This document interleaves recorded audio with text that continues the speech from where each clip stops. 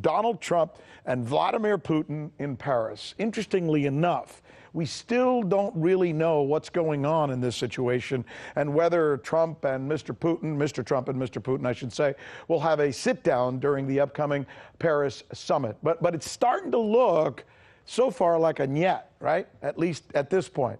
At least according to the very latest we got this morning from the New York Times. The summit is scheduled for Sunday, commemorating Veterans Day and the end of World War I. By the way, my colleague Scottie Nell Hughes is there, and she's going to be bringing us a report in just a little bit. But first, what's the background in this thing? We know the Poles already want to exit the EU, as in Poland, and now we hear that the Russians want to exit the Council of Europe.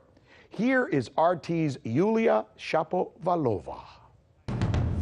The head of the Council of Europe, Torbjörn Jagland, says the group may be facing a Ruxit if Russia pulls out. That's a reference to Brexit, the withdrawal of the United Kingdom from the European Union. In addition to Brexit, we might come across Ruxit, the consequences of which will lead to a deterioration of the human rights situation in Russia and Europe. Meanwhile, the Finnish foreign minister said that his country, which currently holds the rotating presidency at the Council of Europe, would try to find solutions to preserve Russia's membership in the organization.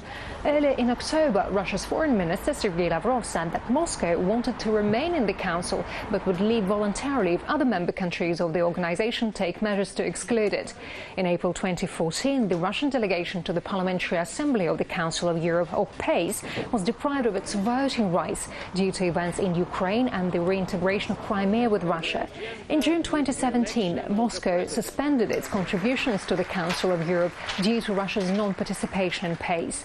The Russian side also suggested introducing provisions to the Assembly's regulations under which no one would have the right to strip national delegations of their voting rights.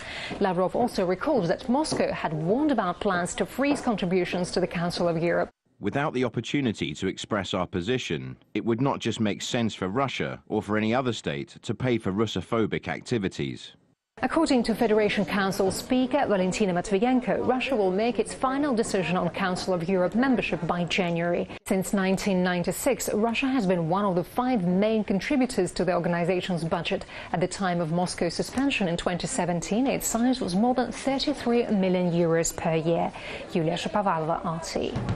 Thank you, Yulia. Scottie Nell Hughes is in Paris. She's following developments for us. Scottie, do we have any sense yet about whether Mr. Trump and Mr. Putin might actually still meet? What are we hearing at this point?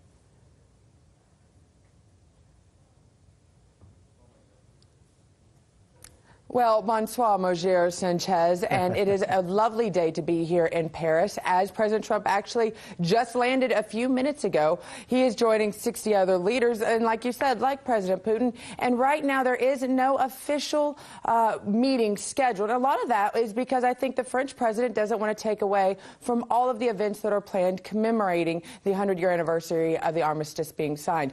But there could be a handshake or a meeting in the hallway that is so often happens at these types of events. That could happen. But let's remember this, Rick. We have the G20 just a few weeks away. So this, if it doesn't happen here, we guarantee that there will be some conversations later on down the road.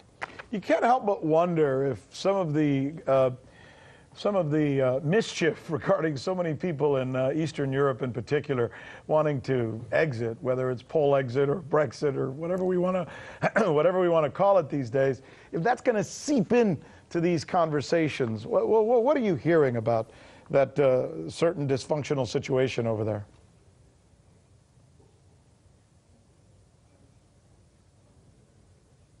Well, honestly, being in London earlier today and talking to several Londoners about and Englishmen about what they felt Brexit was doing, then coming here to Paris and being on the ground, this all started basically probably 2 years ago. People rumoring about it.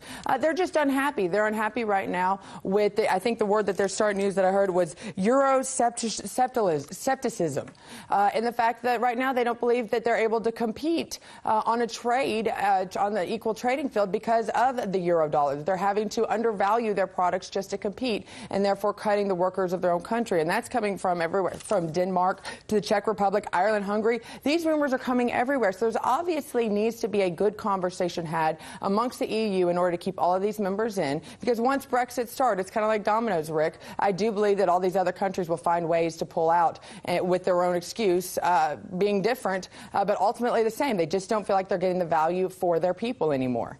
That is my colleague Scottie Nell Hughes reporting for us live from Paris. Good work, Scottie. We appreciate it. Look forward to your reports. Hey YouTube, thanks for checking out our channel. We hope you enjoyed the video. We have tons of content for you just like this. For more of RT America's one-of-a-kind news and analysis, be sure to subscribe and never stop questioning more.